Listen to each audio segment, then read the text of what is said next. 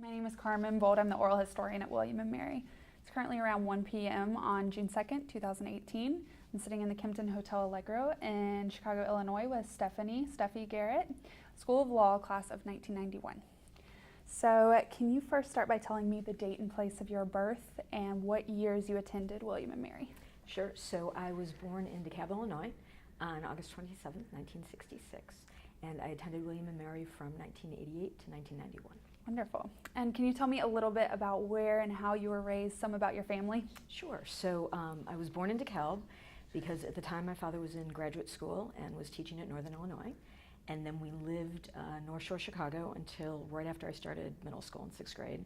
And then we moved just north of Milwaukee. And so I was in Milwaukee for middle school and high school, and then went east for college, and then stayed east for law school. Okay, great. And did you have a large family, or were you an only child? What was that kind of I have dynamic? 2 younger sisters. Okay. So I'm the eldest of 3 girls. Okay, great. And so when did you first start thinking about college? I just, in my family, it was always sort of an assumption that you were going to at least college, if not graduate school. Okay. And did you know what you wanted to study before you went into college? So I knew I wanted to be a lawyer in 6th grade. Okay. I woke up one day and decided that that's how I was going to save the world. I was going to do public interest trial work, and that's what I wanted to do. So in college, I ended up majoring in French and government just because I liked it, and I knew I was going to law school. Okay. So it was always sort of a given for me that that was going to be the next step. And how did William & Mary become that law school? So how did it get on your radar? So I had gone east for college, wanted to stay east, did not want a big city, but I wanted sort of a college town and a college community. And I loved the history of William & Mary. I loved that it was the oldest law school. I loved the history of kind of the citizen lawyer concept with giving back to society. So it just really felt like a good fit. Yeah, sure. And had you gone to Williamsburg before that point, before you attended graduate school I there? had never been to Williamsburg. Oh, gosh. So if you grow up, I think, outside of the East Coast, you never do that Williamsburg trip. My kids have, obviously, because they've come back with me for reunions, but no, I had never been into law school. Okay, so you knew you wanted to stay east, and so you started looking at law schools. And how did William & Mary in particular kind of rise up as the place to go? So I narrowed it down by just kind of demographics. So East Coast, not too far south, not big city, smaller class size, and that was one of the schools that sort of popped up. And then as I just started looking more, it just felt like a better fit, just because I think the feel and the size of the school and the location and the history. Yeah, okay. Yeah. And can you tell me what your memories are of that first moment, kind of stepping into Williamsburg for the very first time, what it looked like, smelled like, felt like? Yeah, so it would have been, so I did not visit before I started, just because I didn't have time. I was still in college and finishing up and didn't have a chance to go down there. So I would have been there either end of August, beginning of September, whenever, right before classes started. No, actually, that's not true. I spent the summer there. So after I graduated, I went down on my own before summer started to get an apartment, and because I was going to spend the summer there and was going to work. So it would have been right after graduation. So my parents and sisters came out for graduation, because I was up in Massachusetts, and then they must have flown back with a bunch of my stuff, or we shipped my stuff back, and I went, I think I took the train down. Either flew or took the train down in the summer, so May, June. Got an apartment lined up, got a job lined up for the summer. I was just going to wait tables, and then went home and then came back. So it's it's beautiful all year round, but it was beautiful kind of early summer. Everything was blooming. It wasn't in the midst of the kind of crazy humid heat, which is what I remember from the rest of that summer there. Stepping outside and just being drenched in sweat. It was so hot. Yeah, so I remember it being beautiful. I remember it being, I mean, the campus is just sort of serenely gorgeous. So my college campus is officially an arboretum. So Olmsted actually designed my college campus. So it's a very New England, but very beautiful, very sort of diverse, but in a very planned way. And William & Mary to me felt very beautiful, but in a very different way. It's much more sort of uniformly just green. The buildings are all much more uniform. Obviously, it's all that colonial brick, whereas it had been a little more eclectic where I had been. Kind of a mix of sort of eras and some very traditional late 1800s Victorian and then some sort of more modern. It's a much more kind of unified proportioned campus, I think. So that's sort of what struck me. It was just really kind of calming and serene and lovely. Sure. Yeah. And so you knew, I mean, you were there for law school, you knew you wanted to study law. Were you on a certain path, like a certain track in law school? Like, did you know what you wanted to do with the law at that point? So I went in thinking I wanted to be a public interest trial lawyer.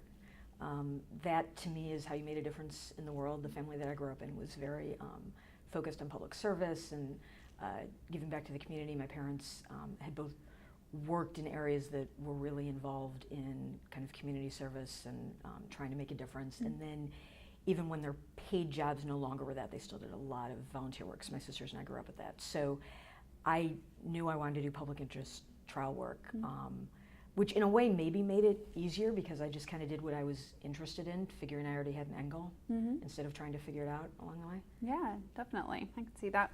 So as a student of the law school, how much was your experience kind of integrated with undergraduate experience?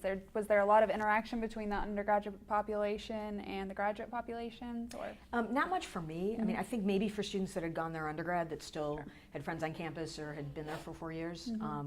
For us, the law school's physically sort of enough apart. I mean, it's still close, and we'd go downtown to Dog Street all the time, but I maybe was in SWEM once for something with computers, I think. Like I needed some access to something that we couldn't get elsewhere. I mean, I remember wandering around campus with friends. We would go to football games, partly just because the weather was nice for most of the year and it was an excuse to like do something fun on a weekend and sort of be outside. I don't know how much we paid attention to the games actually. So I was not a lot. My first year, I had roommates who had just finished undergrad there and were doing other graduate programs.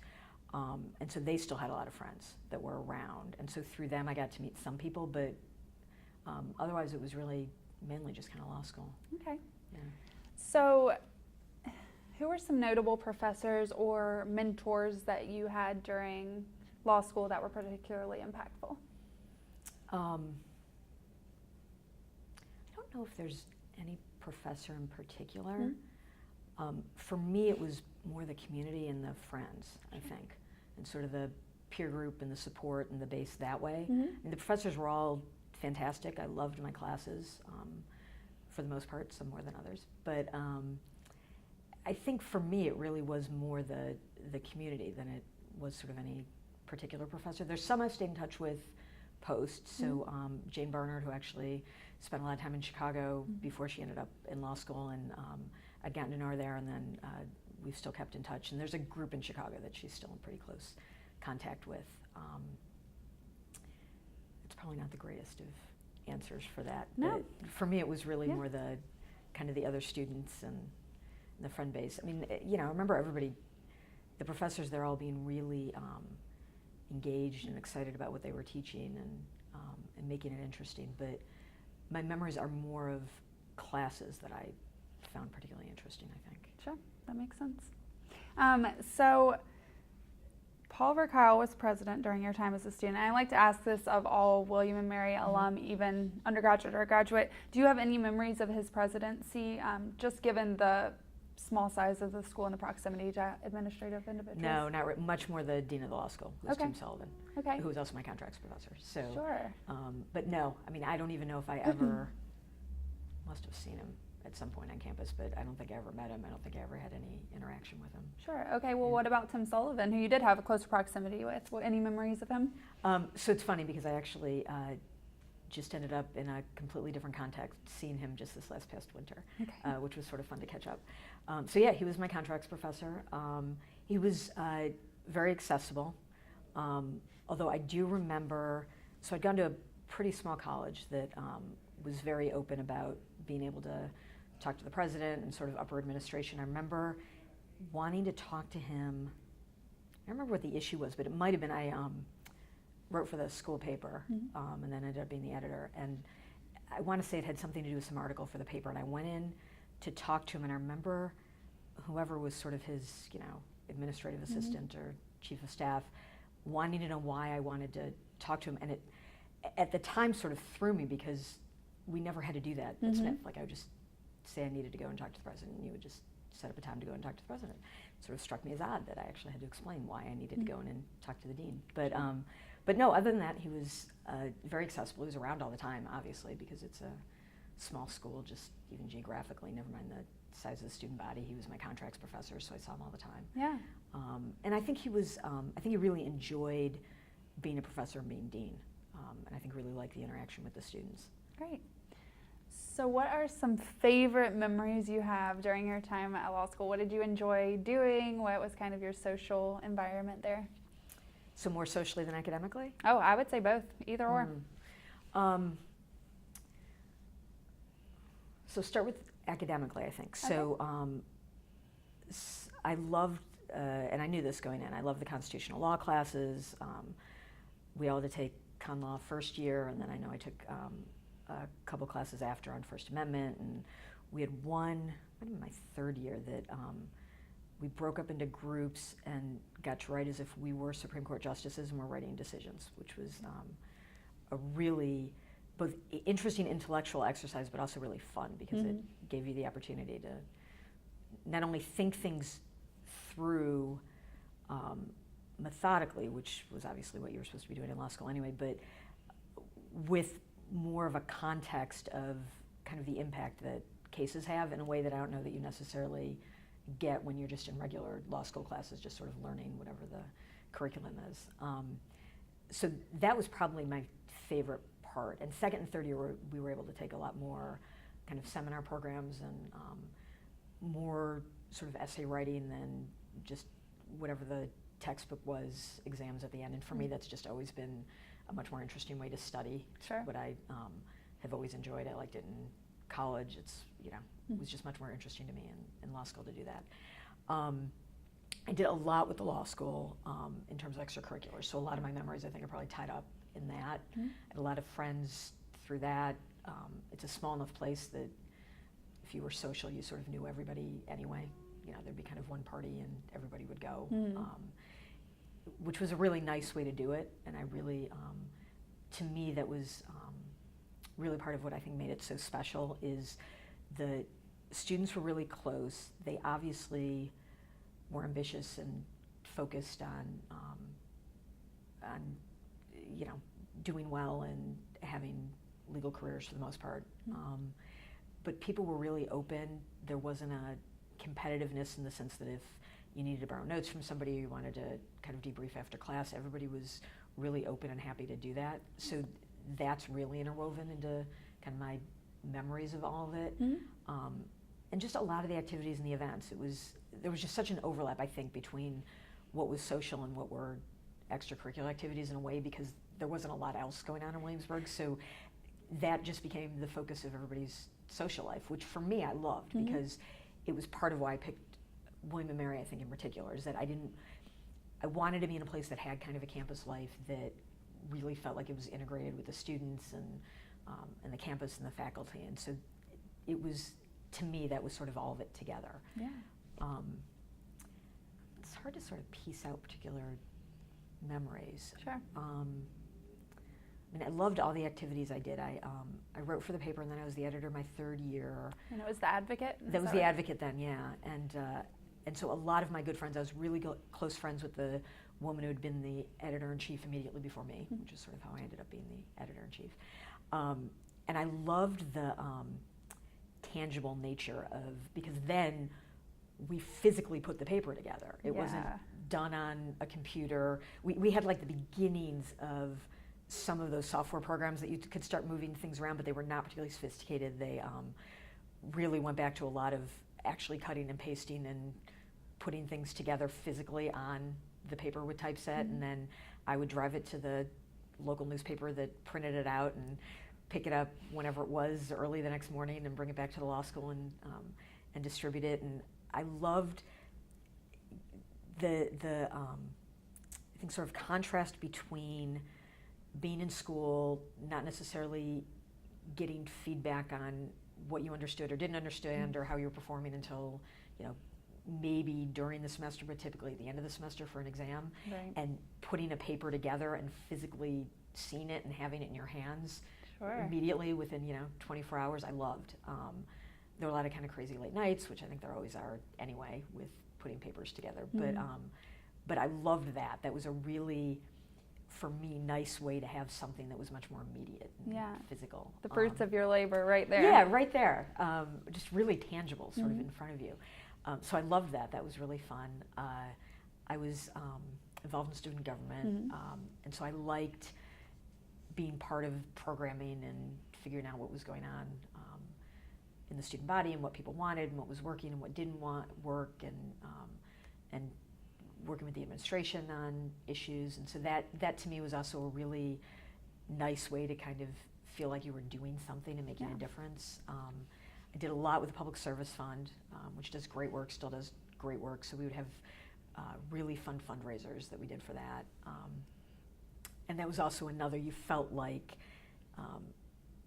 there was a product that came out of it that really helped and made a difference. And it was everything from funding student summer internships, which we did for people that were having jobs in the public service that weren't going to pay at all, or were going to give them a stipend.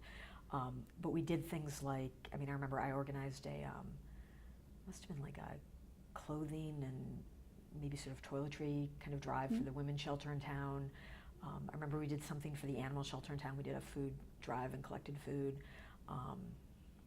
So I love doing stuff like that. It was kind of fun to put together and organize. And then I did moot court, although that was sort of more academic. But yeah, for me, a lot of my memories are tied up with all of those, I think, all of those activities. Sure. Yeah. And for student government in particular, maybe even the advocate, do you ever remember any specific events or causes you were trying to kind of make known or push forward in student government, and what the administrative response to that was? So the administrative response was always positive to anything we did. I don't ever remember there being anything negative. When I was editor of the Advocate, I had came out, I can't remember, every month, every other month, something like that. I know it wasn't weekly. And so I had an editor's column, and I sort of alternated between what to me was an important substantive issue and something that was just more sort of lighthearted fun, get out and kind of enjoy yourself while you can. And so I remember writing editorials that I'd one on domestic violence. I did one, we had a friend of mine who I think was a class behind me, I don't think he was 2 classes behind me, was gay and was out. And it was not super typical at the time. He'd actually gone there undergrad, and I think had been open and pretty involved in activities on campus undergrad. And not long into the school year, somebody had written some really nasty graffiti in the men's bathroom in the law school. And I remember writing an editorial about it, and he actually had asked me if he could submit a letter to the editor, which of course I asked him, or agreed to have him do. And I remember my parents, because I would send the newspaper home, because I was very proud of it. And I remember my father saying to me, I can't believe this happened now, and this happened in a law school with law students. Like, it just so threw him. But I remember the administration being really nothing but supportive about any of that stuff. But I remember that being an issue. People were just starting to talk about AIDS. And I'd spent, when I was in college, I'd spent my junior year in Geneva in Switzerland, and Europe had been much more at the forefront of sort of addressing it and talking about it. Right. And so it had been much more sort of publicly discussed when I was in college, because of being in Europe first and then coming back. People here were now finally starting to talk about it, and then it was just kind of being discussed in sort of the Southeast. And so I remember, and I don't know if I did it through the Public Service Fund, or I did it through the Advocate, or I did it through student government, but I organized, there was an activist who was trying to raise awareness for HIV and AIDS, who was in Norfolk or Newport News, somewhere in the area. And I remember I coordinated him coming in and talking to people. Right. And at the time, it was actually much more of a bigger deal than I thought it would be. And I did it because I thought it was important, and I knew people were just starting to really discuss it in a way, but it had a much bigger impact on campus, and not in a bad way. I mean, just I think in a way that people hadn't really been thinking about it at the level that I sort of thought people would be, which I think was good. I mean, I think it probably confirmed why it was important to have that happen. And then I remember writing, and this hit the news again sometime in the last year, which is why I thought about it again. It might have been my second year in law school. There was an undergraduate woman who had gone public because she'd been raped by somebody. She'd been, I don't know that they'd been dating. It might have just been after one date, and the local paper had picked it up, and the then editor of The Advocate, who I was good friends with, had seen the article, and we talked about it and thought this is really something important that we should cover. And so I, along with one of our other reporters, talked to her, and we actually interviewed her. So on Dog Street, it's gone now, but there used to be like a Walgreens or a Woolworths. And it's still now kind of a store where you can just buy stuff, mugs and sweatshirts and things. But at the time, there was actually like a little sort of lunch counter in the back. And I remember we sat down with her there, and that's where we interviewed her. And we wrote what I thought was a really strong article, and then several months later, Time actually picked it up, and she might have ended up on the cover of Time, because it was kind of the first wave of people really talking about that issue on campuses and how important it was. And I was really proud of the fact that we sort of realized that it was important enough. We weren't the first ones to figure it out, obviously. The local paper had actually covered it, but in a really much smaller, more narrow way. And then to have it hit the cover of Time was sort of a... It's major. Yeah, it was... I felt really proud of the fact that we kind of recognized it, had handled it in a way that I thought was really important, gave voice to something that was a really, unfortunately at the time, still sort of new issue, because clearly things like that had been going on forever. But I was really proud of us for kind of recognizing it and having a forum to be able to do something, and I think it really meant a lot to the student that we had talked to, that we thought it was important, and we were taking it seriously and wanted to give her a voice to be able to talk about it. And I remember that feeling at the time, feeling like we were actually doing something, having an impact in a really important, good way. Sure. Do you remember the campus response to that event occurring toward her, or just toward articles being written about it? Yeah, I don't remember. So I suppose the good thing is there certainly wasn't any negative pushback that I remember getting, or if I did, it didn't faze me. I don't remember what the campus did. I'm sure at the time I would have been aware of it because we were obviously paying attention to it, but I don't remember if the Flathead had covered it, or what was going on campus, because it had been, she had gone through whatever the internal system had been at the time. And then it obviously had not been handled in a way that she and others felt was appropriate. And so that's why she had decided to go public with it. And then, interestingly enough, the local community paper had actually picked it up, and then that's how we had found out about it. So the process would have been done internally. It was more kind of on the back end of it. But I don't remember. Okay. Yeah, great. Well, it's interesting that so many, well, not interesting, I mean, I guess it says something about the paper, The Advocate, that it was picking up on just kind of some of these major topics that were just coming to the surface in broader society at the time, and was covering them, because the AIDS epidemic is one of the ones I wanted to ask about, because I like to know how socio-political events going on in the broader United States and world play out on a college campus. It's really interesting. Were there any other events or any other reactions to things like, I don't know, the end of the Cold War, or you mentioned AIDS, the coming economic slump that was coming in 1992, anything like that? Was there awareness on campus that you recall? I don't remember. Probably not very helpful. No, that's okay. I mean, whatever was going on at the time, I know that at least on the law school campus, people were pretty aware. It was a really diverse group, I think much more so than what had always struck me at the time about the undergraduate campus, and again, that's with the caveat that I didn't spend much time on campus at all and didn't really have a huge connection with it, so it was mostly just what I was sort of seeing, although I would read the Flat Hat just because I was interested in it and because of the newspaper piece. But the law school was much more of a mix, I think, across the board of where people had grown up and what they had been doing before. And at the time, it's different now. At the time, probably the majority of my law school class had taken a year off between college and law school. A lot of them worked on the Hill and then ended up, which I think is probably one of the reasons they ended up at a place like William & Mary. It was sort of geographically close, and they might have even been living in Northern Virginia, and then they came down. But it was a nice mix, which I think made a difference in terms of how we were aware of and addressed a lot of those issues. And you know, there are always going to be pockets. I mean, there are going to be people that are more interested, people that are less interested, people that have different takes on those things. Definitely. But I don't remember getting negative pushback.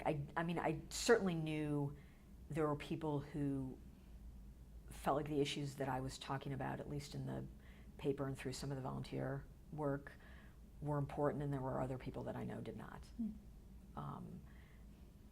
So, you know, it'd be interesting to find out what other people's perceptions was at the time, because, you know, everybody's in their own kind of bubble. Definitely. Right? It's just, you know, all I remember is kind of what I was living and what my perception of things were. Sure, Yeah. absolutely.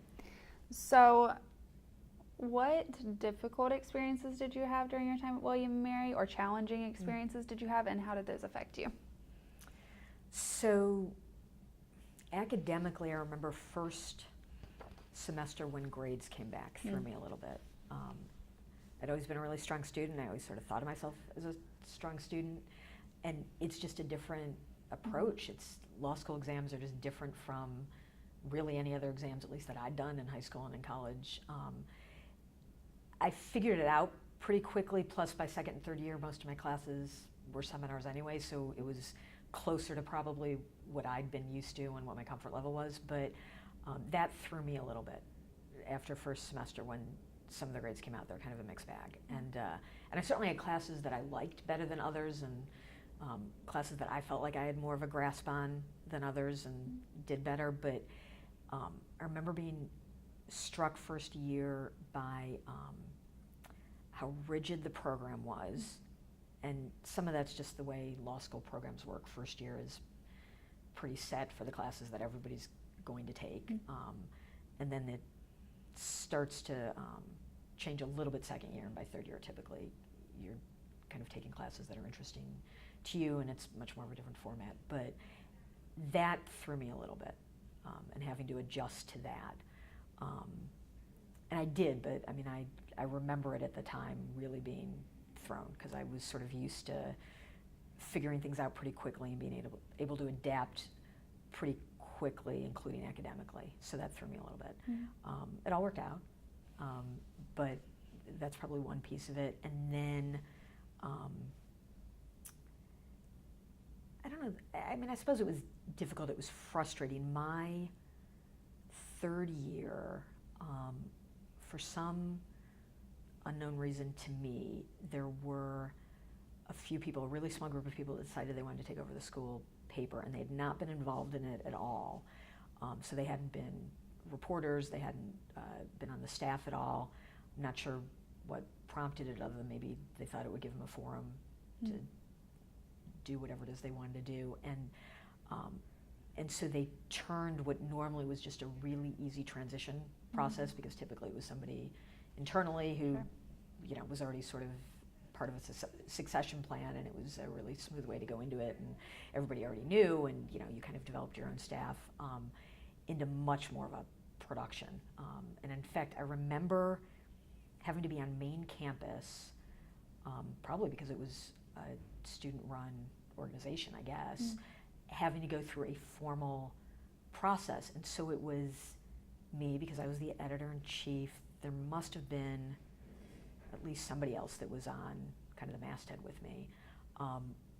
But the rest of the group would have been on the college side, I think probably on the student organization side, and we had to go through formal interviews for people that were interested. And ultimately, it was somebody internal who was on the paper who ended up being the editor-in-chief. But it was a really odd process. I mean, odd in the sense that we were in a fairly big conference room.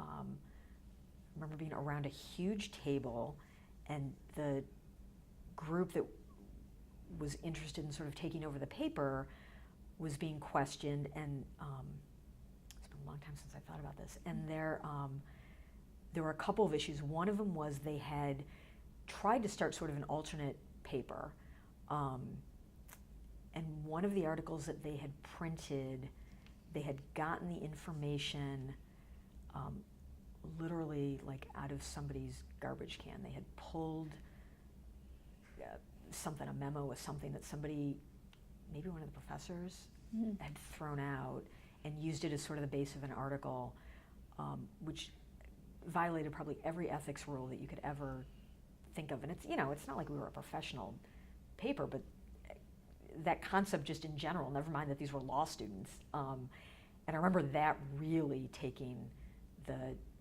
sort of college side student organization group of people that were there aback. I mean, that really threw them. And then I remember asking them questions that were really sort of basic about, you know, do you even understand how the paper works? Do you even understand what our sort of publishing schedule is and what we do for the mechanics of it? Because they'd never been involved. It was really odd. So it all worked out in the end, but that was kind of a, and because the law school was such a small group and everybody knew everybody and everybody knew what everybody was doing, it probably had an outsized effect on the law school and the law students than it would have if it had been maybe even on main campus. Probably not for the paper, because I always had the impression the Flat Hat was a really established integral part, I think, of the undergrad. But maybe a small organization, it might not have had as much of an impact as something like that happening at the law school. Sure. Sort of threw people a little bit. So I remember that. Yeah. Those were probably the two. Is there any long-term implications of just that uncomfortable situation? It seems like it was just very odd and unexpected. It was, right, and because it was so odd and unexpected, I think that's why it really threw people.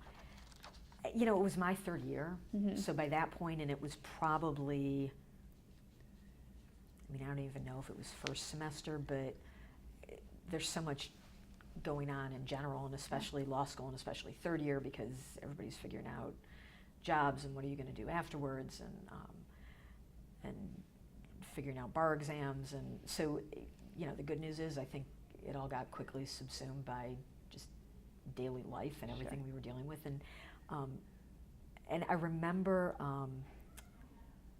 this is what I remember, one of the editorials that I then wrote sometime during that, and I remember where it was in the course of it, I literally just drew a smiley face, and that was and I always signed my name at the bottom of the editorial, but usually they were, you know, an actual typewritten sort of text, and that to me was just the best way to address it. So I just drew a big smiley face. Yeah. And we all got through it. I mean, it all kind of worked out. Definitely. And you said someone internal ended up being, so the ship righted itself. Right. You know, processes work. I'm a big believer in process, and it worked ultimately. Good. So what pieces of your identity as a person, as a student, did you feel were supported during your time at the graduate school or at the law school, or not supported during your time? I mean, the intellectual curiosity piece, for sure. That's an easy one. It's what the law school is there for. It's what they do an amazing job at, between the professors and the students and the administration. I think all of that. I mean, the whole goal, I think, is to make really thoughtful, critical thinkers, whether you end up being a lawyer or not. So that piece, absolutely supported. That's easy. I think things that I was interested in terms of public service and trying to make a difference. I mean, all of the activities that I did were all existing activities at the time. I didn't have to create anything new. I think people that did have different interests. I know there were some journals that were created when I was there, so there must have been support to be able to do that. But the support part would have been not only in whatever the existing activity was, but I think to do with it what we wanted. I never had an issue with anybody coming to me saying that something wasn't approved or wasn't appropriate. And I think probably the independence that allowed me and others, I think, is really important.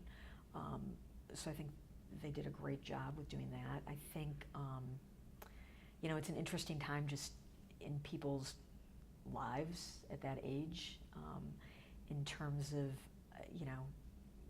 most people, like I said, took maybe a year off in between. I had gone straight through, so there were a few people that had another career, gotten a different graduate degree, and then had come back. But for the most part, we were fairly young. I mean, we were 22, 23.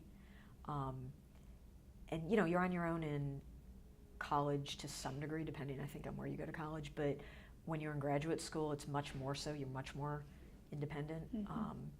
And, and I'd gone, the college that I'd gone at the time sort of handled everything on the housing food end. So, most of our dining was actually in our houses. So you wandered downstairs, in your pajamas for Sunday brunch, and you knew everybody in the dining staff because that's who was there for you. And, when I took my LSATs on October break, one of the dining staff in my house got up early and made breakfast for me because she knew that I was going to have this full day serious exam. Most of the house was already gone because break had started.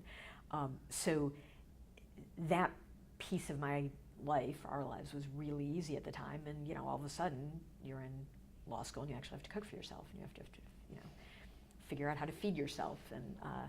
And there was, when I was there was one graduate student housing that was closer to main campus that barely anybody lived at. So we were all in apartments or houses that we rented. And so that piece of it, doing a lease and figuring out where to live and actually going grocery shopping, on my own. That piece of it, I think, is a really important part of development for students. And so I think being in a place like William & Mary, which is one of the things that was appealing to me, was that to me it was a lot easier to make that transition in a much smaller environment. So it was still a campus, it still felt like a campus. Even if you were walking around downtown or going grocery shopping, the odds are there were going to be other students or professors around. I waited tables before my first year that summer, and then actually during my first and second year of law school, and everybody else that was waiting tables at the restaurant that I was at either the college or one of the grad schools. So it was still very much a community, even if it wasn't necessarily people that I was in class with. And so that's just part of, I think, probably the bigger ethos of the school. I don't know if that's necessarily anything the administration or the professors did. It was more just what William & Mary is like. So to me, that was a really supportive, helpful way to make that transition to kind of more of an adult life, I suppose. Sure. And were there any things that on the alternative you felt were not supported, or any things you were interested in that you didn't feel like were supported? There might have been things I was interested in that I wanted to do and didn't, but they wouldn't have been important enough that I would have felt like they were missing. I had a pretty busy schedule, which is good. I liked it, but I don't know that I had enough time to, there might have been something that if it existed I might have been interested in, but even if there was something that, given the time, I would have wanted to have done, it obviously wasn't enough of a priority that it struck me as anything. No, you didn't feel that absence? No. There. Okay. Yeah. Great. So let's transition then to your time post William & Mary. So walk me through kind of your trajectory leaving law school and where you were headed. So my second semester, third year, I ended up with the job that I had when I was leaving, which was great because at least it meant I knew what I was doing. So I came back to Chicago because I was going to be a prosecutor here. I was an assistant state's attorney, which somewhere during law school that had gelled. That to me was the way to do public interest trial work. And so I'd wanted to do work with domestic violence victims. I wanted to work on sex assault cases. I had been able to get some experience during that in law school, which was great, some with some of the student activities that I was involved in, some with some of the work that I'd done during summers in between law school. And so I had interviewed probably that fall. I'd come back home, had interviewed with the State's Attorney's Office in Chicago, so I knew when I was leaving that's where I was going, and so that's why I took the Illinois bar. So I graduated, came home to study for the bar, and then started end of August, beginning of September in the State's Attorney's Office in Chicago. So they have a kind of set path when you start. At the time, we started with a group of 30-ish attorneys. So we started in appeals, and then they put you in a courtroom, and I kind of worked my way through felonies. So that's what I started out as. Okay. And then from there, you went to a couple different firms, yes, and worked as an attorney? Yeah, so I at some point got burnt out and needed a change, and spent about a year when I was still in the State's Attorney's Office figuring out what I wanted to do. So did I still want to be a prosecutor, but did I want to do it in a different office or at a different level? Did I want to do something that was completely public interest and not practicing law anymore? Did I still want to be a lawyer? And so I talked to all sorts of people. I did what they now call informational networking, or sort of networking interviewing, which didn't exist as a concept back then. But that's what I did. I talked to people that I knew and friends of friends, and people that were in areas that I thought might be a good fit for me or things I might be interested in, and ultimately decided I wanted to see if I still wanted to be a lawyer. And so that's how I ended up at a firm. So I went into what at the time was a mid-size corporate, but I was on the litigation side, Chicago law firm. And then we ended up merging right before I made partner. We were in talks to merge with what is now a very large international law firm. And so I came in to that law firm as a partner, and then was there for a very long time. Knowing I'd go back to public interest work at some point, but it was great work. It was interesting. I really enjoyed the people I was working with. People loved what they were doing, which is a great way to practice law. People were really engaged and happy to talk about things and interested in figuring out kind of the best approach and the best way to put something together. And as a litigator, what I do is just litigate all sorts of different areas. So for me, the best way to do it and the most fun way to do it is to have a team where you have subject matter experts on whatever the actual topic is. So if it's a trade secret issue or a contract issue or a real estate issue, somebody knows that because they do the transactional end of that better than the trial attorney is going to know. But I know the questions to ask, and so I can sit down and figure out, all right, what do we need to be looking at? Who do we need to be talking to? What are the witnesses? What are the other, the actual sort of documentary evidence we need, and putting all that together. And so the advantage of having a big firm is you have resources like that, which to me is a great way to practice law. So I did that for a while. I ended up in management. I was the deputy practice group leader for my group, which I really loved doing because it allowed me to do a lot of the programs that are important to me. So before that I had run all sorts of things like I chaired the diversity committee, and I ran the mentoring program and the summer associate program, probably some other things I can't remember. And but actually being on the management side of it let me do the pieces of those items that were important to me in a way that actually made a difference. So, I could do associate evaluations in a way that I thought really made a difference. I was the one that people would come to if somebody needed to take parental leave because their partner or spouse was having a baby, and I knew that I could handle it in a way that I thought it should be handled in, and people knew that I thought it was important and that I would take it seriously. So it allowed me to make a difference that way in an environment that really the way to make a difference is to have people in management being able to, having the ability to make those decisions. So to me that was really important. I also did some really great pro bono work. I created some pro bono projects that were really important to me, which is also the advantage, one of the advantages of being in a big firm. You have resources to do work like that. Yeah.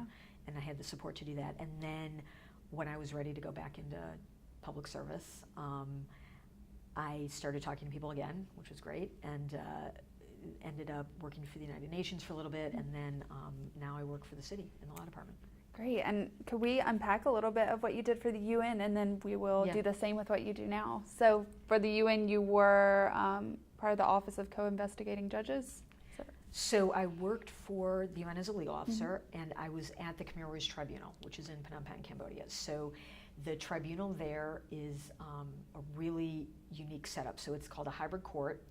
It's a national Cambodian court, but it's run with UN assistance. So unlike the courts in The Hague that are strictly UN run, this one is a combination. So every office in the court and all of the judges are a combination of domestic Cambodian and international, which is the UN side of it.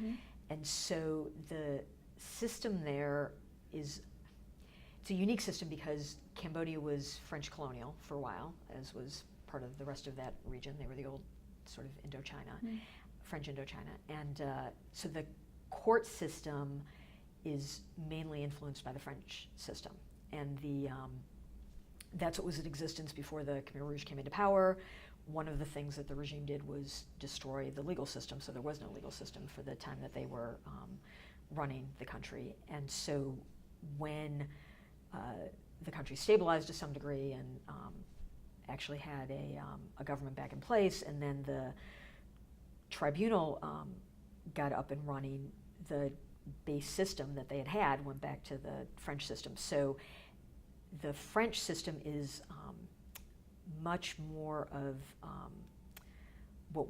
it's a civil system as opposed to a common law. It's our system is adversarial, so you have parties represented by attorneys who each represent their clients' interests. Although if you're a prosecutor, you're representing sort of the people's interests and the state's interests. Under a civil system, it's more of an interrogation system, so it's really run by the judges, which is a different approach to doing it. And they're supposed to do kind of the bulk of the questioning as opposed to the attorneys doing it the way they do under our system. And so because that's the system, there is a prosecutor's office, there are defense teams once people are charged, but then there's an office of the co-investigating judges, because the prosecutors do the initial identification of suspects that they want to be charged, crimes that they think that they should be charged with. It's a very preliminary level. They then bring that information to the investigating judge's office that actually does the thorough investigation. So that's more akin to the way we would do that under the U.S. system, that a state or federal prosecutor in conjunction with like the police or with federal agencies would actually do that investigation. So tracking down witnesses, interviewing witnesses, taking witness statements, figuring out what documentary evidence was out there, assessing what the elements are of a crime, and applying the facts that you have determined and what you might need to determine, where there are holes, to make an assessment of, is there enough to charge, and if so, what do we charge?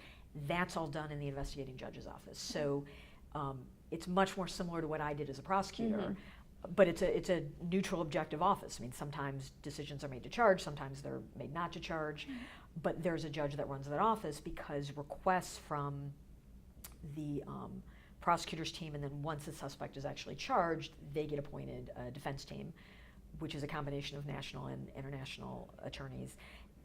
They then are able to make requests for further investigation to the investigating judge's office. And so the judge there ultimately rules on those requests. Yes, no, I'll do this but not that, issues orders, and then we are part of all of that assessment. And so the assessment about ultimately whether to charge somebody initially, it's a two-step process because of the way the system works. So the prosecutors do the initial request. an investigation's done, there might be some back and forth if some questions arise about kind of scope and maybe potential suspects. Ultimately, the investigating judge's office makes a decision about whether to initially charge somebody. The closest in our system that it would be to sort of, maybe an initial arrest, and then once somebody's charged, they get a defense team appointed. Now the defense team has access to the records, so they can then look at what only the prosecutors and the investigating judges had been able to see in terms of documentary evidence, witness evidence, all of that. So then both prosecutor and defense can review what the record is to date. They can then make requests for further investigation. The investigation then continues based on those requests, and then ultimately the investigation's closed and a decision is made about whether to really sort of indict somebody. It's called a closing order, which would be closest to our kind of indictment or preliminary hearing. But it's broken up because the suspect doesn't have access to anything until they're actually charged or not. So that's why they do sort of the two-step. So I was in that office. Wow. And it was, investigating crimes against humanity and war crimes. It was what the sort of highest level of the Khmer Rouge regime was alleged to have done. And so the jurisdiction for the court is very limited. It's starts in 1975 when the regime came into power. It ends in 1979 when the Vietnamese came in and the regime fled, and that's it. So nothing, even though obviously there are things that would have happened before and after, it's a very limited time frame, and it's limited to senior leaders and those most responsible. Because the idea going into it was, since the tribunal wasn't in existence until the early 2000s, and at that point you're almost 40 years after the regime, that because of the timing, because of what the Cambodian government would agree to and what they were able to reach an agreement with the UN, is that it was only those most senior, most responsible, as opposed to what had happened under like Nuremberg tribunals, where it was everybody down to soldiers and guards. Yeah. This was not that broad, and some of that is a practical piece because of the time element, because it was so centered only in Cambodia, in a much smaller population, even though it affected the whole country. But from a numbers standpoint, it's much smaller than the scope of what had happened under Nazi Germany. And people were co-opted into being soldiers, whether they would have done it voluntarily or not. And so to start having to make decisions about how do you deal with that when you have somebody who was 12 and was co-opted into the army, just from a practical standpoint and a resources standpoint, I think, and probably a lot of other background information that I'm not privy to in terms of what the government would actually agree to. It was a much narrower scope, and the idea would be you'd have maybe 10 to 12 people ultimately kind of charged and tried, which is about how it's shaken out. Okay. So that's the work that I did when I was there. What was your perception of all that? That's the crimes that you're dealing with. They're extremely, extremely serious in a place that is not your native country. Working a similar job, but in a system that is entirely different. So, I mean, when you reflect back on that experience, like, what are your thoughts about that? So, a major part of the reason that I did it was I needed a reset, just professionally in terms of the work that I was doing, and I needed to figure out what I was actually interested in and what was a good fit for me, and kind of what could I use the experience that I'd had and the skill set that I developed in a way that wasn't just rote anymore. And so it had just come up as this kind of random opportunity when I was talking to people about getting back into public service and what might be something I should be thinking about doing. And I was still talking to other people, and there were other opportunities that started to arise, and I kept coming back to it to the point that I thought, if I don't do it, I know I'll always regret it. And that's why I ultimately made the decision. And there are all sorts of pieces to it. So I had majored in French and government in college. I'd spent my junior year in Geneva. I had studied international human rights law. Sure. If you had asked me when I was 20 what I thought I would be doing, this is what I would have told you. Okay. Or something similar. working for the UN, working for an NGO that did work with women and children, something along those lines. And then ultimately when I was in law school, I decided I wanted to be a prosecutor because that was, to me, the best way to get into a courtroom. I wanted to be trying cases. Doing international work back then was much less accessible than it is now in terms of figuring out what might be out there, what might I be interested in, and I really did want to just be in a courtroom trying cases. So it was absolutely the right decision that I made to have done what I did straight out of law school, and I'm glad I did it. But I'd always wanted to do that kind of work. I've always been interested in doing that kind of work. It was, to me, a great way to sort of push myself out of my comfort zone and things that I knew I could do and knew I was good at and knew I had a good base for. But, in a context where I had a pretty good sense of the work, ironically, because the tribunal didn't happen until almost 40 years after the regime happened, the law that we were looking at was actually the law that I had studied when I was in college, because you have to look at the law that's in effect at the time. Right. So it's the law that would have been in effect in the 70s, which at least for the international human rights law would have been Nuremberg. Yeah. That's it. That's what would have come out. All of the other tribunals got started in the 90s. So the ICTY, which is the tribunal for the former Yugoslavia, for what had happened in Bosnia, for Rwanda, for the International Criminal Courts, all of those didn't come into being until the 90s. So that law isn't applicable to what we were looking at in the Tribunal for the Khmer Rouge. So the irony of all of that is it was actually, it had been a while since I'd studied it, but it was what I had studied back in the 80s. And then we're also looking at what was Cambodian national criminal law also. But, between doing sort of domestic criminal law, between having had at least some background in international human rights work, doing domestic and international civil law when I was at a firm, at some point you have all of the pieces. So even if you call the concept something different, the issues are generally the same issues. The elements are pretty close to being the same elements, and I'd had enough of those pieces that it was gave me somewhat of a comfort level, and that I've been practicing long enough, I can figure it out.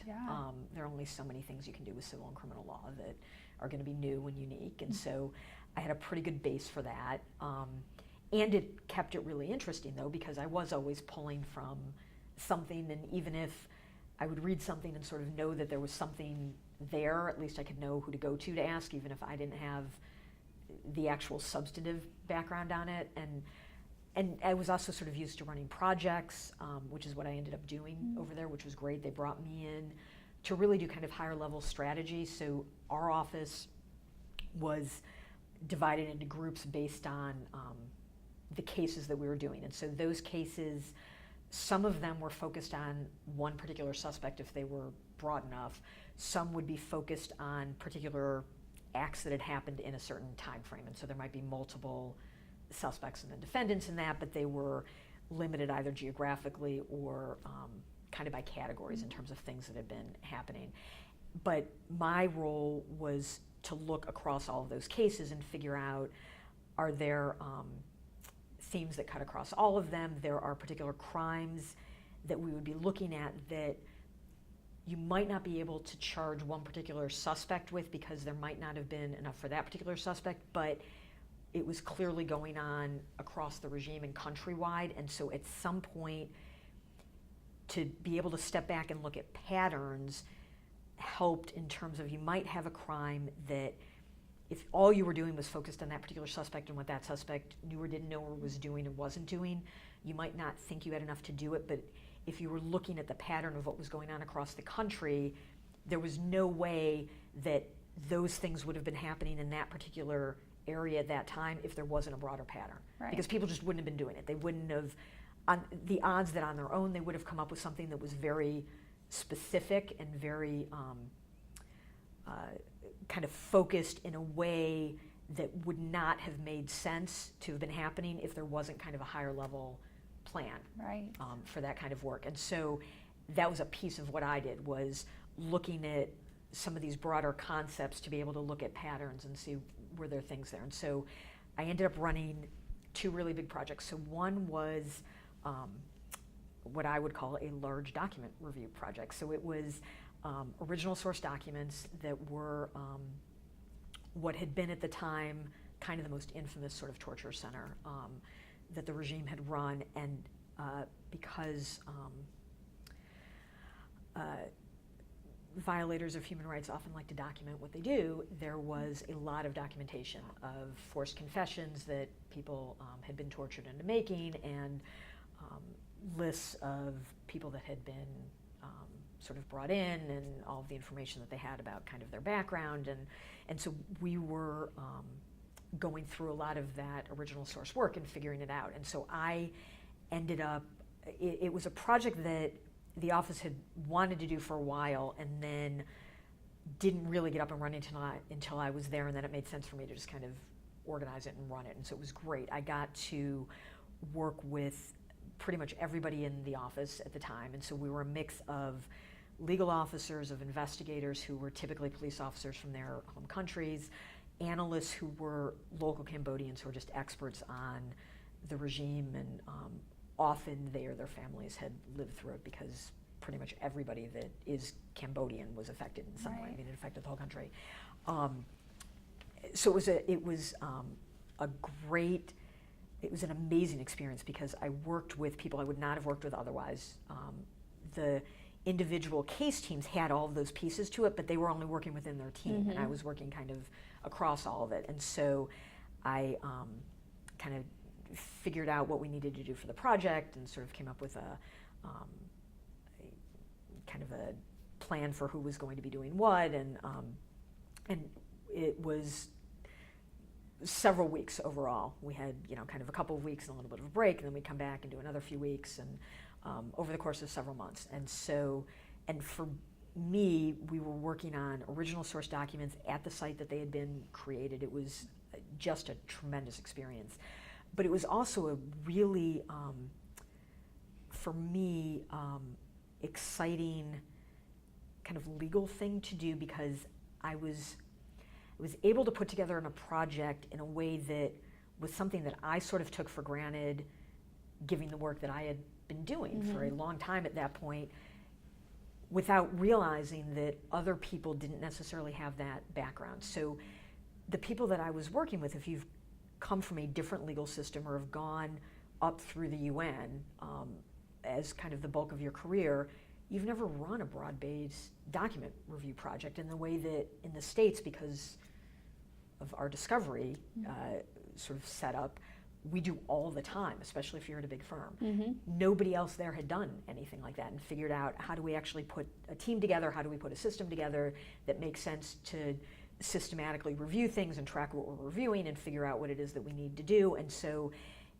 it was a really fulfilling project for me to be able to kind of assess, jump in, take over, figure out how to reorganize and run, that really helped me understand, okay, here's the stuff that I can do, and the stuff that I like doing, and the stuff that I'm actually good at. So that was one really big project. And then the other big project that I worked on was focused on gender-based crimes. And so one of the areas, and this, again, unfortunately, cuts across every kind of humanitarian crisis, is women and children often end up bearing the brunt of what's happening. They usually have less political power to be able to prevent or then deal with it. They have less of a support network that's going to back them on things. You have the physical strength issue, which often comes into play, certainly with children, and often with a lot of women.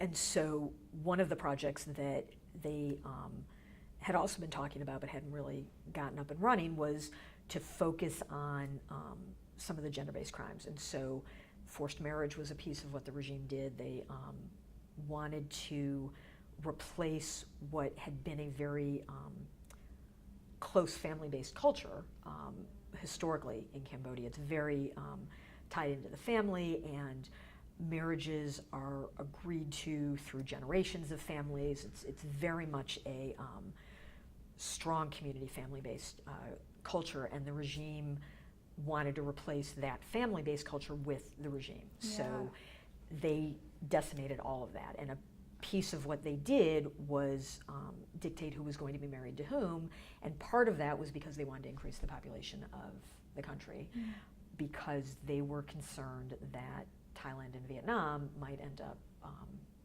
taking advantage of what had been an ongoing sort of unstable environment, and they were losing population and wanted to increase soldiers and base in the country. The concept of the regime that was that they were going to turn the country into an agrarian-based society, so they needed people to do all of the farming, and then they needed the soldiers. So there was a forced marriage piece, which of course then meant that you had rape and then you had forced pregnancies, Right. because one of the focus points of that was to have more babies being born, to increase the population size. So I put together a team and a project to kind of, because those topics cut across the whole country, as opposed to being particularly focused on either one individual suspect or defendant, or even one particular geographic area. It was a regime-wide program. So I put together that project. So the document project we actually finished when I was there. This one, I kind of got organized up and running, and then ended up handing over to a group by the time I was leaving. But those were sort of two of the main projects, and then the rest was just work that obviously was constantly going on and needed to be done. So, smaller research projects. Our group did the interviewing of the witnesses, so I would prep and interview witnesses and take statements. A lot of the legal analysis. I was there when we made the decisions about, the first case had been completely finished, including through appeals. The second case, they'd broken into two. The first trial was finished, was on appeal when I was there, and they were in the process of trying the second half of that. And then I was working on the third and the fourth cases, which will probably be the last cases that end up being investigated. And so we made the decisions about who was going to be charged in those third and fourth cases when I was there. So there was a lot of work about putting that information, those orders together, and then once that was done, that was kind of the end of 2015 and then going into 2016. Because now those suspects were charged, they then had defense teams. They were able to look at the record and start making requests about investigations that they wanted to do, so then we were up and running on that piece of it. So that's what we did. Yeah, I mean, that's fascinating and major and traumatic, just all of it. And it, yeah, in terms of a reset, that seems like just a massive reset button, essentially. So coming out of that then, how did that affect what you wanted to do next, or how you thought about what the next step in your career would look like? So I had already been talking to people, obviously, before I went over to Cambodia, because I knew I was coming back to Chicago. I mean, I live here, I have a husband and children that are here, so there was no question that, I was not going to be gone permanently. And so I'd started talking to people about kind of possibilities and opportunities before I left. The great thing about working for the UN in Cambodia is everybody wanted to hear about it when I came back, so I knew that it would be easy to start circling back with people. And that's how we had, I had left it with a lot of people, because I continued to talk to people knowing that this was going to be a shorter term stint. I'd committed to 6 months. There was a possibility that might extend into something longer, and we were open to that, would figure it out, but obviously at some point it was not going to be completely open-ended. So I continued to talk to people when I knew I was going over, but before I left. And then once I knew for sure when I was coming back to Chicago, started just reconnecting with people. So started sending emails out, this is when I'm going to be back. And one of the people that I had been talking to was the then Corporation Counsel for the City of Chicago's Law Department. And he and I had some really great discussions about public interest work. He actually had been at a big firm his entire career, and then when Chicago's current mayor had been elected as mayor, had asked him to come over into the public sector to be the Corporation Counsel and run the law department. And so we had some really great discussions about what does it mean to be a public servant and going back into public interest work. He'd only come from a large firm background and then had made the switch. I had started out doing public service work, gone to a big law firm, and then was ready to go back in. And so the work that he was talking about and the work that needed to be done was really appealing to me. Sure. The whole idea in me making the switch was to go back into the public sector, so I knew that that's what I was going to do. So once I came back, he was one of the people that I reconnected with, and we were talking about possibilities, and then ultimately what came out of it was the work that I'm doing now. Mm-hmm. And so the city's law department does all of the legal work for the city, all of the city agencies. It's like an enormous in-house law group is basically what it is. And so I run the federal civil rights litigation group, and so we handle all of the defense of the city and the police officers for the police misconduct lawsuits. Chicago right now is one of the places where this is a critical issue. It's something that the mayor's office, that the police department and the law department are all focused on, the policy piece of it, the reform piece of it, the broader concept of what do we need to do to make sure that things are on track and working in a way that's appropriate, that the public is protected, but that obviously people's rights are not violated when you have a police force that does what it needs to do, which is protect the community. That's why you have a police department. And so what do we need to do to make sure that that gets done in the right way and appropriately and thoughtfully?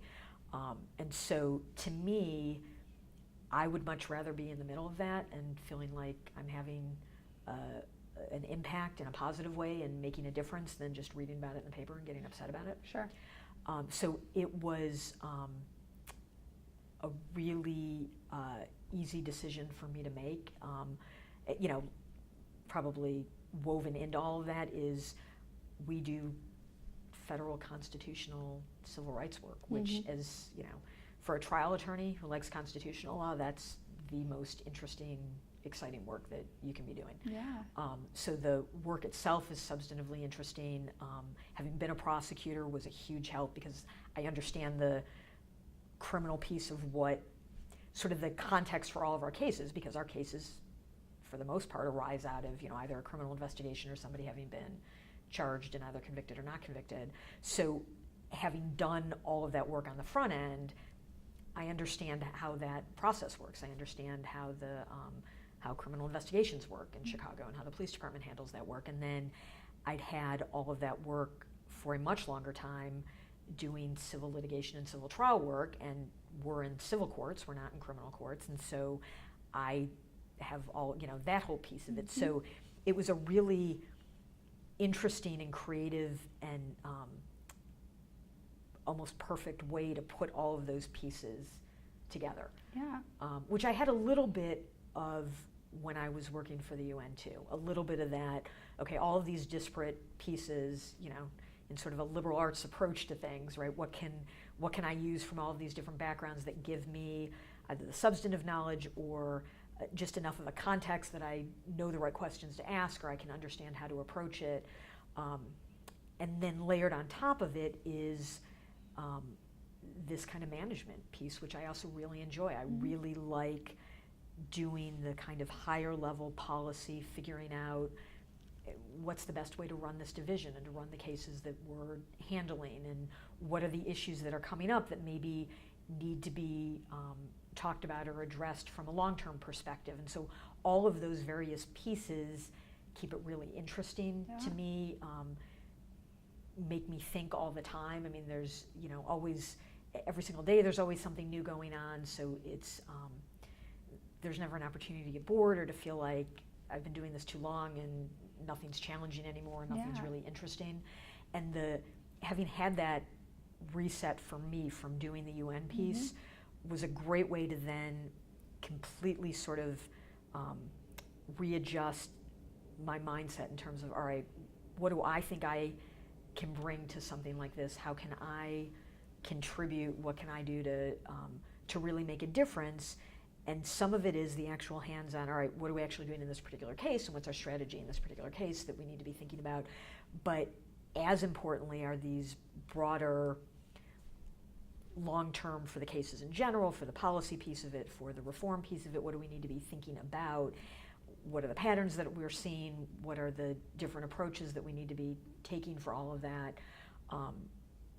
To me, I love. I mean, it makes me feel like I'm using my brain, I'm contributing in a way that is making a difference, that I can, sort of do something that's helpful. Mm-hmm. Definitely.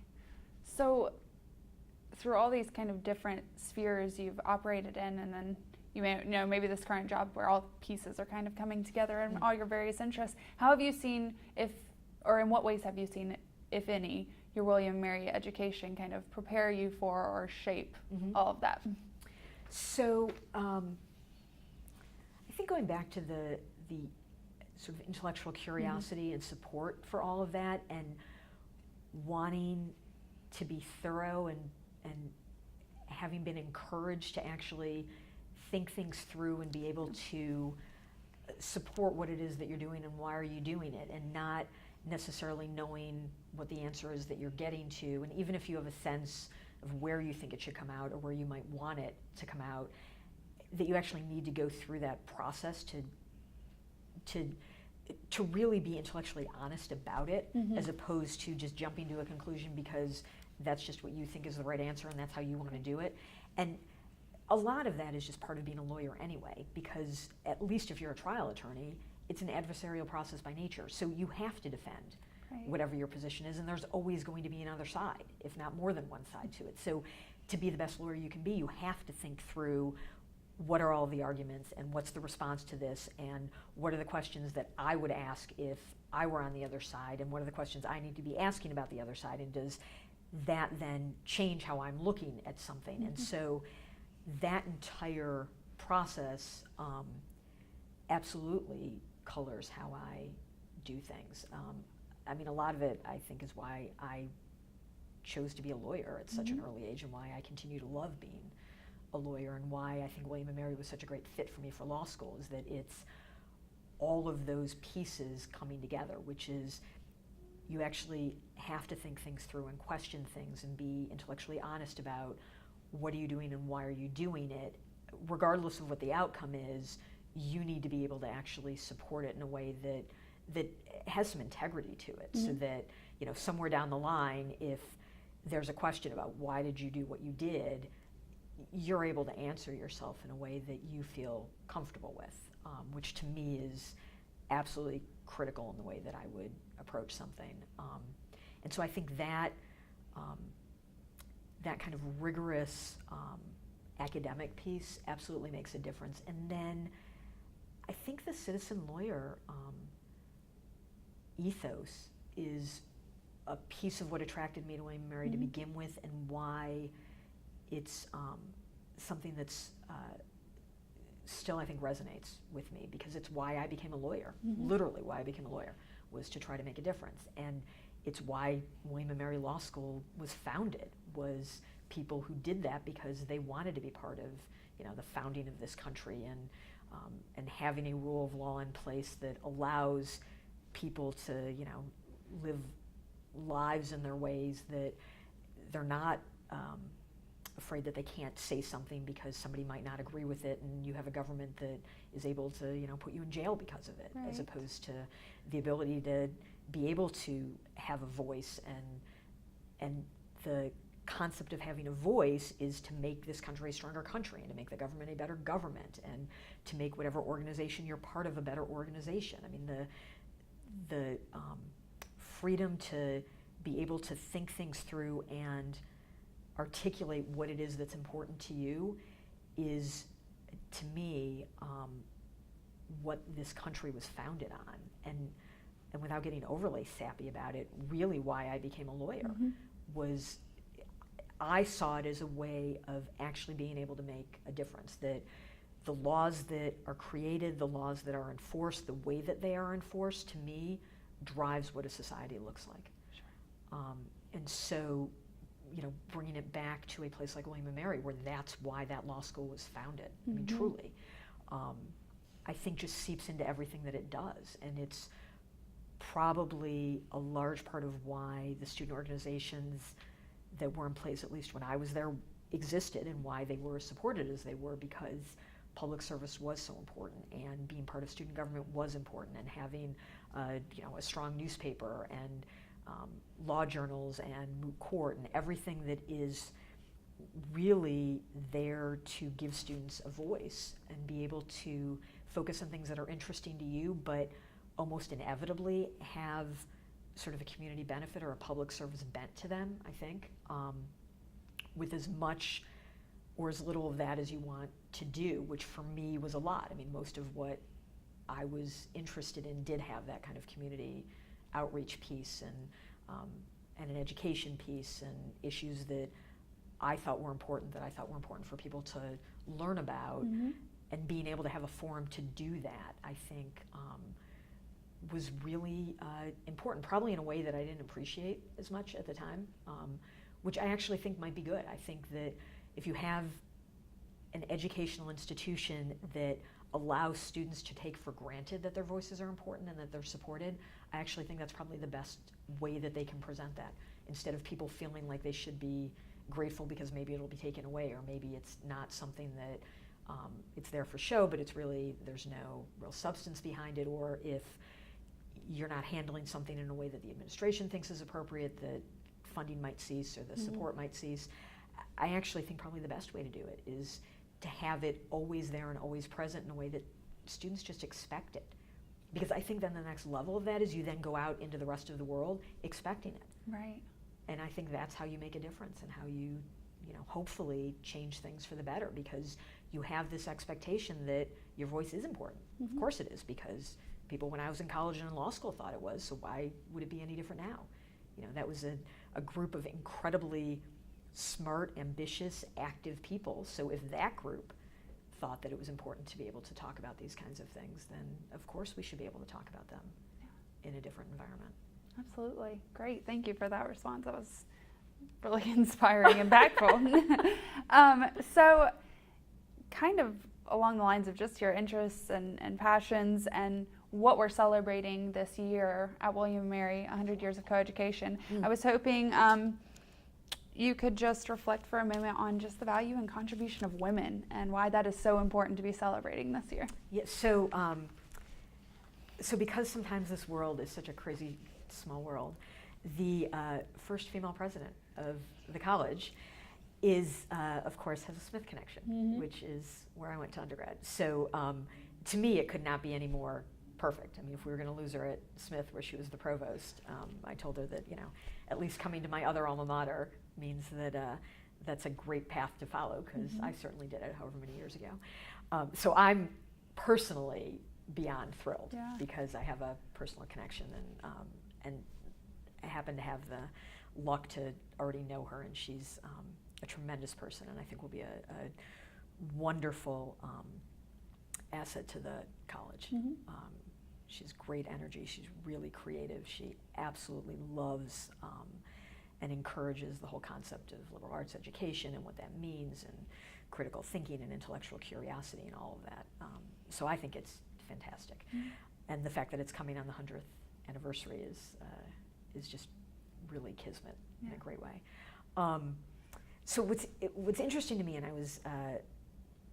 we've been talking about it this weekend just because of all the activities in Chicago, and the dean of the law school, who I've known since I was at the law school, because he came in as a professor my third year, I think, and I were talking about this, that my law school class, I think, was the first class that was just over half women. And we were on the forefront of law school classes nationwide hitting kind of 50-50, and then some of them now being even more than 50% women to male. And so it's interesting because, and I remember noticing this at the time, because I was pretty active in student activities, and most of my friends were too, that the representation of women at the law school when I was there roughly shook out to at least 50% in terms of leadership positions. So the things that people typically look at, like law review and moot court, both the members and the leadership boards of those were roughly 50, if not more. all of the student activities, for the most part, other than student government, actually. I might have been the only woman on the board when I was on student government. But everything else that people traditionally think of and that really has impact sort of coming out of a law school, at least if you're going into a firm or clerkship or something like that, it's typically law review or law journal and moot court. And the representation that was there was, as I said, at least 50%, and just, happened, I would think, by virtue of merit, because, nobody was doing anything purposefully. That's, sort of how those competitions end up working. So that was, again, something that I think we just took for granted without realizing that other law schools weren't there. I mean, there might be other students who had been more purposeful about, all right, what do the demographics look like and does that make a difference? I was more focused on the other pieces of the school that felt like a great fit for me. But that was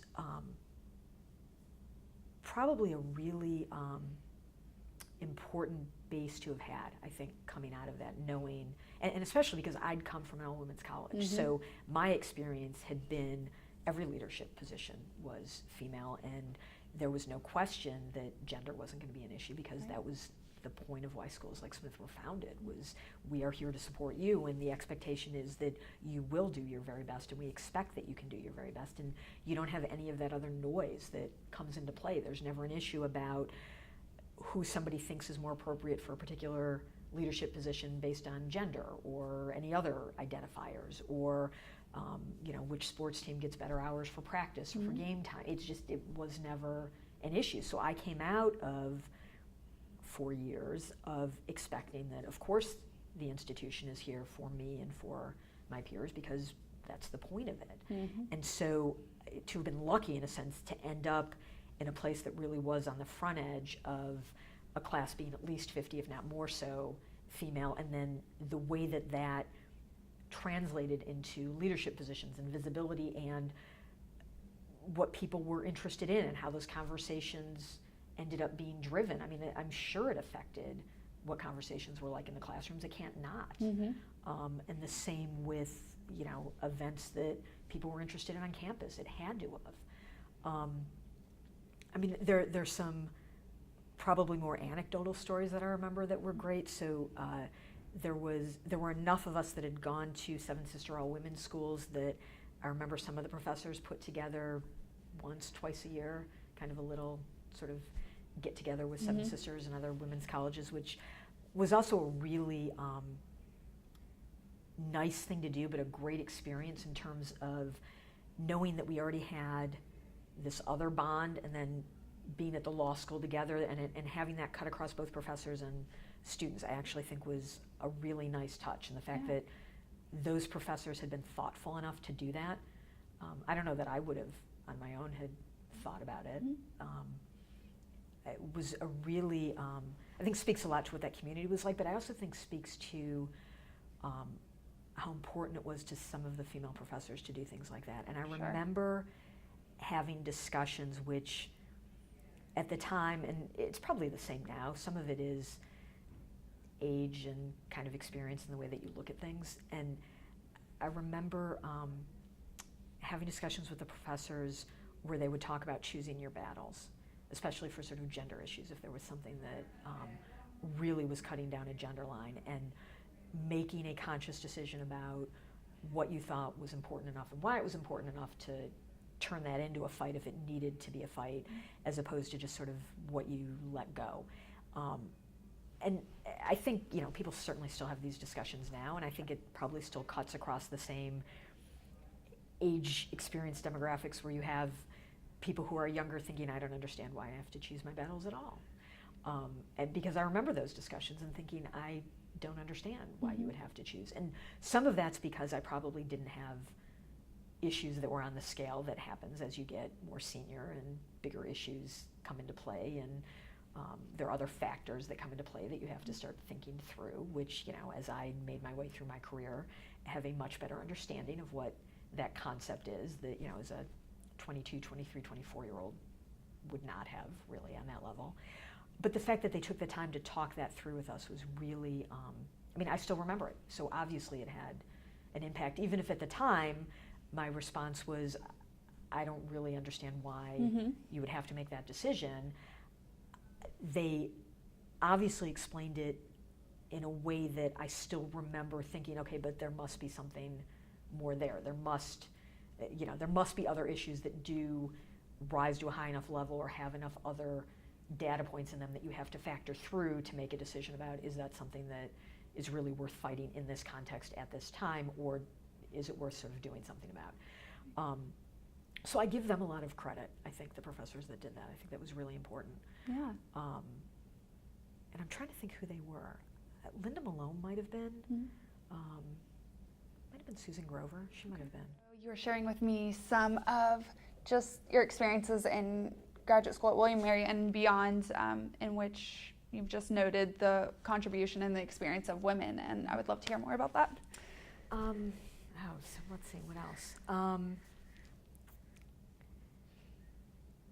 know if I have anything else actually on top of that. Okay. I mean, if you have any particular questions, maybe that would prompt, no? Well, I mean, not specifically, just, Yeah. I mean, if there were individuals, which you've noted a couple who made a case or explained certain things in law school in a certain way that helped you kind of understand that perspective more. But also, I mean, you work in what was, it sounds like kind of when you were going to law school, there started to be a turn in the field, but you worked in what was certainly a male-dominated field. Your actual work dealt a lot with women's rights, human rights, those sort of diversity, those sort of topics, and just, you know, given that that is your background and that is the field you work within, just how you saw all of that play out, and also why it motivated you to get involved in those sort of things, women's rights, human rights, diversity initiatives, those sort of things. You mean just in general, or the law school experience in particular for that? I would say in general, but if the law school experience, you know, works into that in some. Yeah, so, I mean, I don't know that I had thought about that piece of it in particular when I was applying to law school, which might have just been, you know, being oblivious at the time. I mean, maybe I should have thought more about it, but it all worked out. So I suppose it's not, you know, it certainly wasn't a problem. I mean, most of my career, certainly when I was in a law firm, there were times where I was the only woman in a room, including when I was in management. I mean, there were times when I was the deputy head of my practice group and I was the only female partner in the group, and it was not a small group. Now that I'm back in government, there are a lot more women. And I think historically there have been, at least sort of through the course of my career. Although I remember talking to, there's actually another Smith alum who'd been in the state's attorney's office when I was there, who was, I mean, she would have graduated college in the 50s, I think, and was one of the first women at Harvard Law School. I mean, I think there were 3 women in her class at Harvard Law School, and it was an incredibly difficult time to have been doing that. I mean, they had professors who flat out told them they shouldn't be there, that they were taking the spot of a man, why were they doing it? And even when she had come into the state's attorney's office in Cook County, there were very few women, because the idea was women weren't trial attorneys and couldn't try cases. And even when I was in the state's attorney's office, my class was, I mean, easily half women, if not more, but in terms of sort of management level, it was still very male skewed. It's gotten better, and some of that's just because leadership has changed. So the current and the most recent state's attorneys are women, but up until that point it had been all men. So getting back into government's interesting, because it's, at least in this city, it is much more diverse across the board. Yeah. And some of that's purposeful because it's important, well, at least in this city, it's important to the mayor, it's important to the person who is the corporation counsel, that the office be diverse across all sorts of factors. And so it's something that we focus on and work on for recruiting, we work on for who we use for outside law firms, all of that. So that makes a huge difference. But there are still times where there's no question that it comes up. I mean, I had a settlement conference last week where there's no question that the judge was very upset that I was actually vocal because of who I am. There's no question. To the point that my entire team who cuts across, I mean, they are from their sort of in their 20s through their 40s, and men and women and all sorts of other diversity pieces that go into that. Every single one of them, when we walked out of the room, commented on it. So Right. there's no question that it still happens, which is why I think that it is really important that schools especially provide, I think, support and outlets so that both men and women understand how important it is for different voices to be heard, whether that's gender-based, whether it's race-based, whether it's sexual orientation, I mean, anywhere across any of those spectrums. And because you're in an environment where you're there to learn, I think that that's probably one of the best opportunities you have to do that. Yeah. And on all sorts of levels. I mean, everything from the materials that you actually study to who's in a leadership position, from the staff and management standpoint to the student standpoint, to how issues are addressed when they do come up, because inevitably they'll come up. I mean, you're dealing with people have different opinions. There's always going to be an issue that somebody raises.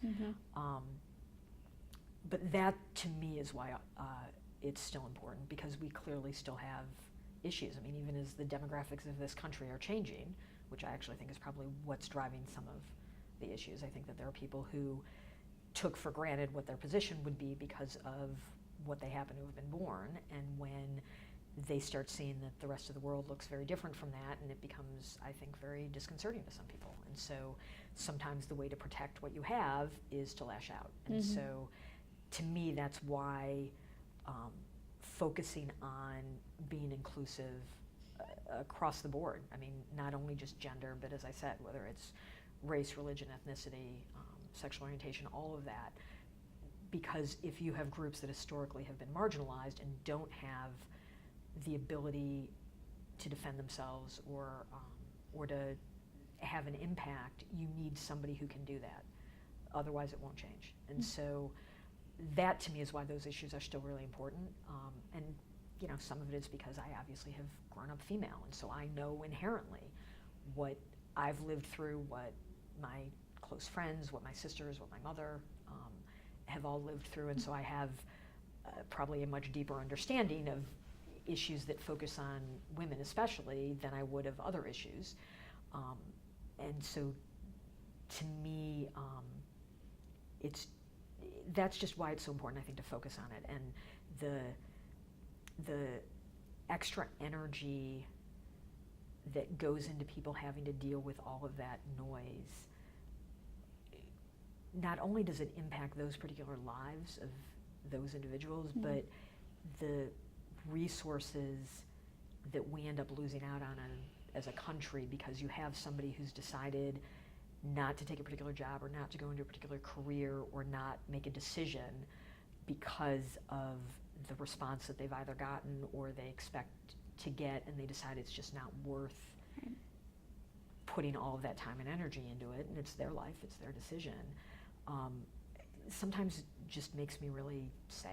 You know, everything that we've been going through with sexual harassment and sexual assault, which has been going on forever, and the fact that it's still surprising to people that it's on the scale that it is on is surprising to me, because I don't know anybody that hasn't experienced something along that continuum, whether it's somebody said something or somebody physically did something to them.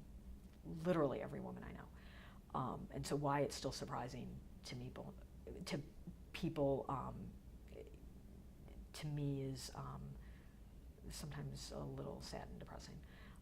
But the stories that are coming out of that, which are obviously, I think, very important to come out of, highlight what that impact is, not only on those individuals, but on us as a country, on those particular sort of areas of industry. I mean, think about all of that talent that we have lost because women ended up making a decision, or it was forced on them, to not pursue something, to not go into a line of work, to not take a particular job, because somebody else put them in that position and made a decision for them is really just unacceptable, I think. And we obviously have issues here. There are issues globally, depending on where you are and what's happening in that particular society. Some things are better, some things are worse. But I feel like to live in a world and know that there are issues that I can maybe highlight, make more visible, if I'm lucky, actually substantively change, is what we should be doing. I mean, I don't think it's a choice to not do it, really, because who's going to do it? If I assume somebody else is going to do it, then I'm putting it off on somebody else, and that's not fair. And it's not fair to the people that are impacted by it. It's not fair to the people that, I on my own have decided need to take that extra burden on. It's not for me to make that decision. So if I have the ability to do something, I feel like I should do it. And that's, thankfully I grew up in a family that feels the same way. They've done the same things themselves. They've been amazingly supportive of all of the work that I've done. When I made the crazy decision to go to Cambodia for the UN, they were nothing but supportive of that, because to them that's what we do. It was a little crazy, and they thought it was, my father said, that is so not what I thought you were going to tell me that you were doing, that you were going to, be executive director of some nonprofit in Chicago. That would have been fantastic. I did not think you were going to go to Southeast Asia for 6 months. But, I grew up in a family that did it. I'm trying to raise my kids in the same way, to understand that if you're in a position to actually be able to make a difference, and, and that's everything from your day-to-day life to bigger policy pieces, depending on what you feel like you're interested in, what you feel like you have to contribute, but, it cuts across all of that. And so that's why I think I've focused on those particular issues, because not that other issues aren't important, but for me, I have a better understanding of them. I feel like I'm in a position to be able to talk about them and maybe impact things in a way for the good. Yeah, absolutely. Yeah, that was, again, inspiring and just really well put. So thank you for responding to that. So one kind of last question I have is, are you still involved with William & Mary in any way? And if so, in what ways? So mainly, well, a couple of ways, I guess. So certainly my group of friends. We have a really good group in Chicago, which is wonderful. We don't have as much time to get together as we used to. We used to have a lot more free time when we were first out of law school, but there was a really nice kind of critical mass of us, and we still all get together, which I love. And now as people's lives are hopefully getting a little more able to be scheduled, kids, those of us that have kids that are getting older, that are more independent, we've got more time to get back together. So that has always been there. That's a constant throughout my entire life. I actually met my husband through a William & Mary friend who was friends with a friend of his, and so from kind of the beginning of my life in Chicago, in a sense, is William & Mary's been embedded in it. And then I've gone back for reunions, not all, but a decent amount. I still do some with recruiting, so I do a little bit of students that have been accepted to the law school. I'll reach out and talk to them if they're interested in talking to an alum who's in Chicago. When there are events in Chicago, I typically go. So they have the weekend going on now. So I've done some of those events. When the dean of the law school comes out, usually I am able to take some time and talk to him. So that's really kind of what my involvement's been. Great. And so you have answered all of my questions that I have for you, but I want to open it up for you now at this point in the interview to discuss anything else you would like to discuss or would want on record. If there was a question you thought I'd ask you but I didn't ask it, we can bring that up now. Okay. But nothing I can think of. No? Yeah. Okay. Well, I just really appreciate you participating in this. I think your story is going to be really impactful, and it's just going to be a really great contribution to the archive. So thank you. Thank you.